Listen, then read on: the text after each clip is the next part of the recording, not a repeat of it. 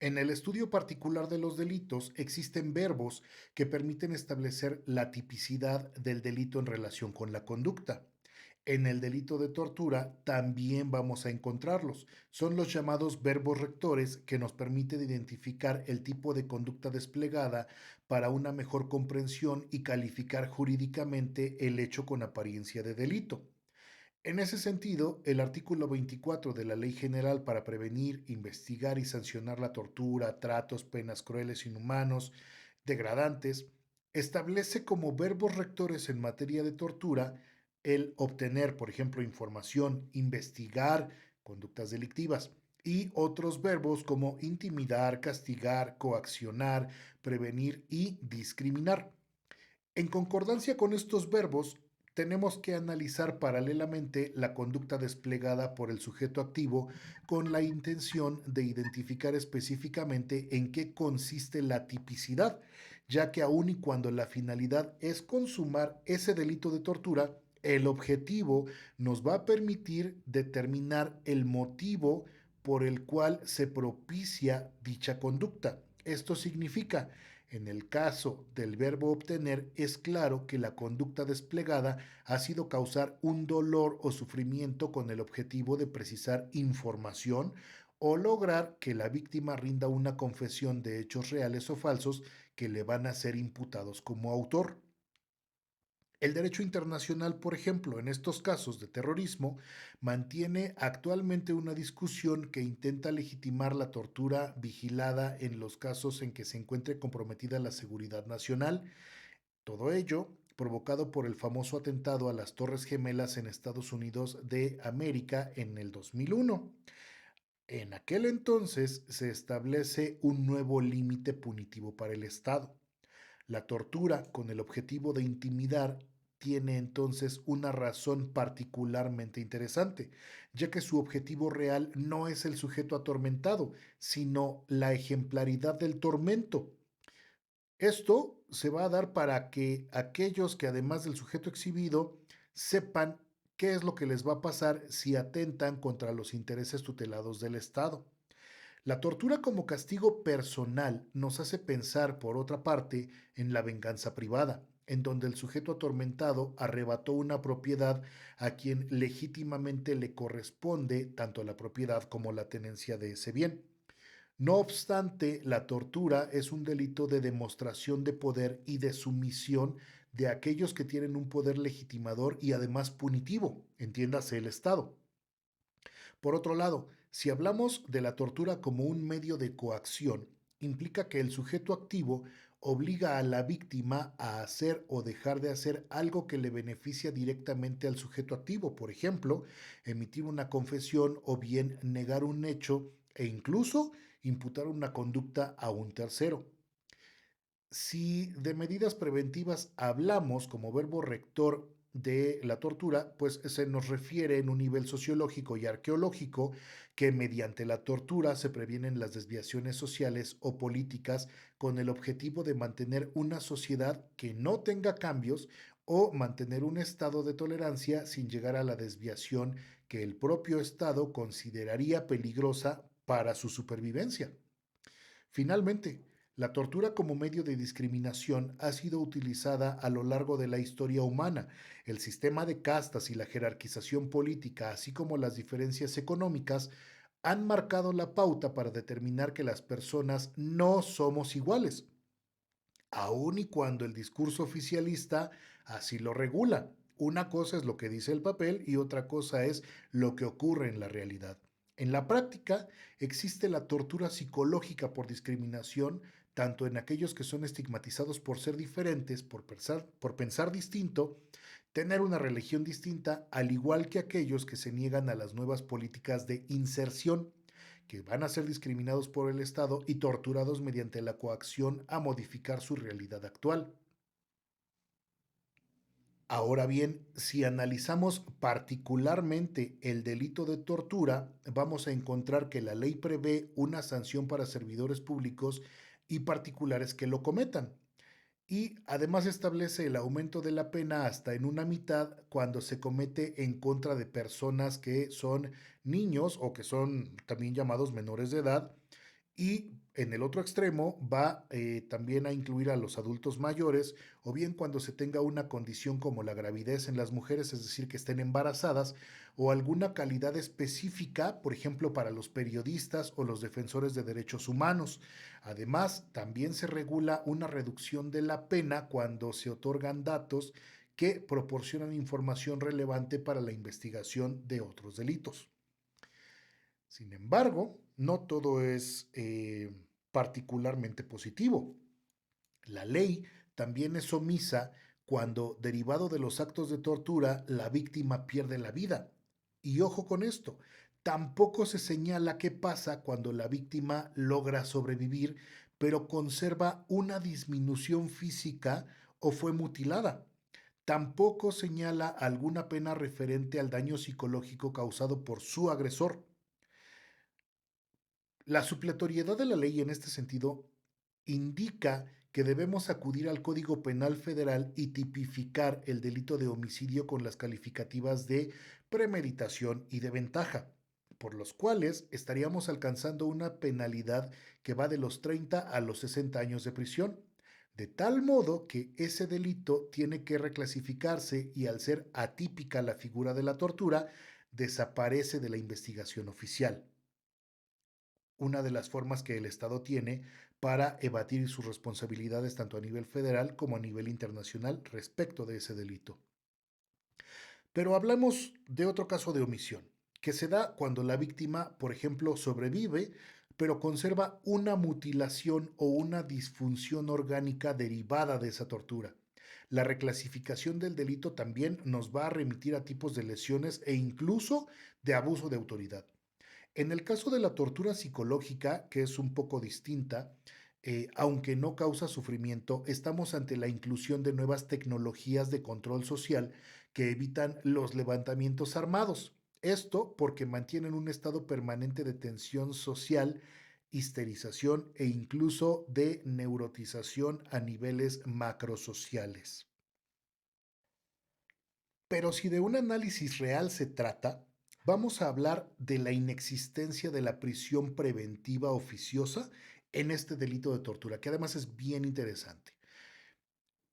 De entrada, la Constitución Política de los Estados Unidos Mexicanos integra garantías para la protección de las personas que han sido privadas legalmente de la libertad a través del artículo 19, determinando a esta prisión preventiva como una medida cautelar. Así que, en realidad, esta prisión va a tener la característica de mantener al sujeto imputado por la comisión de un hecho con apariencia de delito dentro de un centro de reinserción social durante el periodo comprendido desde la judicialización de la carpeta hasta el momento en que se dicte la sentencia. Ahora bien, cuando la sentencia penal se emite y es condenatoria,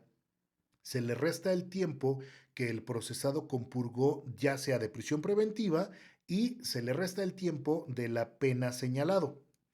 Por el contrario, cuando se compurga la prisión preventiva y durante la investigación hasta su cierre o el agotamiento de la investigación complementaria, si es que el Ministerio Público no encuentra elementos que le permitan seguir con la acusación o posterior solicitud de juicio o por alguna causa se sobresee el procedimiento, se tiene que dictar la libertad del procesado. Pero ahí no hay nada que repare. En este punto hay que señalar que el párrafo 2 del artículo 19 establece también un catálogo de delitos de prisión preventiva oficiosa. Dentro de ellos vamos a encontrar, por ejemplo, em, los casos de abuso, violencia sexual contra menores, delincuencia organizada, homicidio doloso, feminicidio, violación, secuestro, trata de personas, robo de casa-habitación, uso de programas sociales con fines electorales, corrupción, tratándose, por ejemplo, de delitos de enriquecimiento ilícito y ejercicio abusivo de funciones, robo al transporte de carga en cualquiera de las modalidades que existan, delitos en materia de hidrocarburos, petrolíferos o petroquímicos, delitos en cuanto a la desaparición forzada de personas y desaparición cometida por particulares, delitos cometidos con medios violentos como por ejemplo armas o explosivos,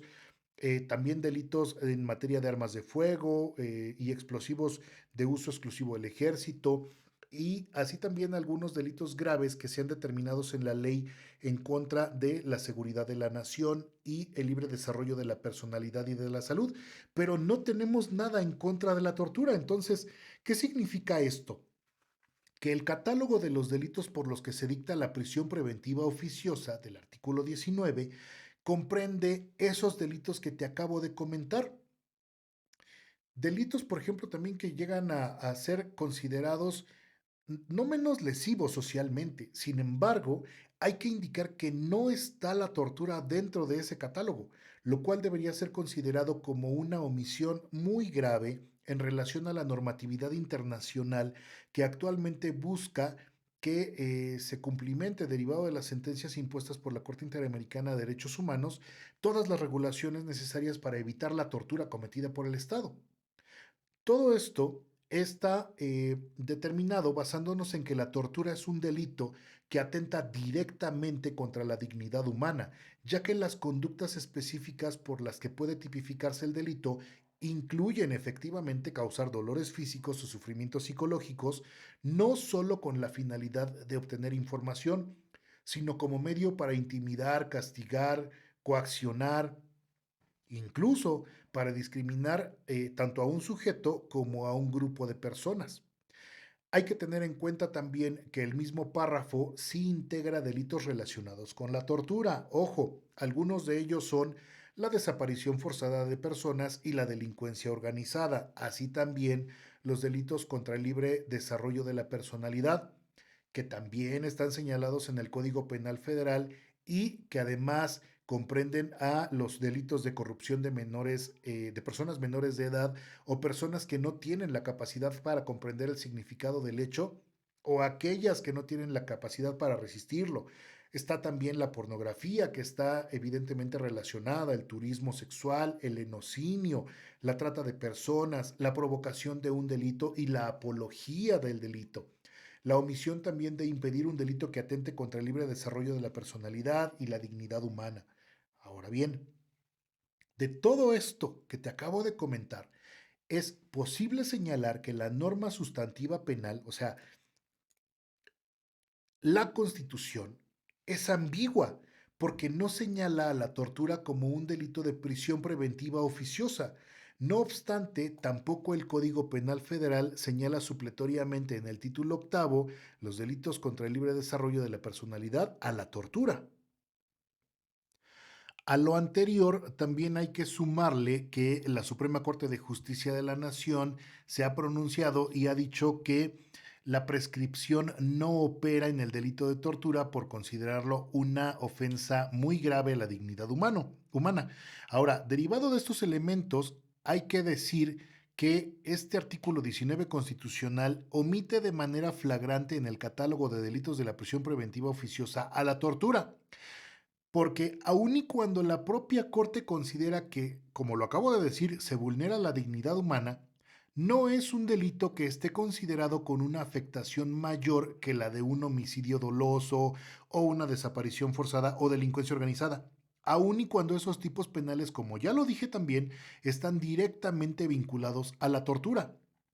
En última instancia, este delito tiene que considerarse de prisión preventiva oficiosa porque los tratados internacionales vinculan a México a establecer las medidas necesarias para erradicar ese delito y los tratos, penas y crueles e inhumanos. Ahora, todo lo anterior hay que decir que los servidores públicos tienen la capacidad para ordenar y ejecutar este delito de tortura derivado de su encargo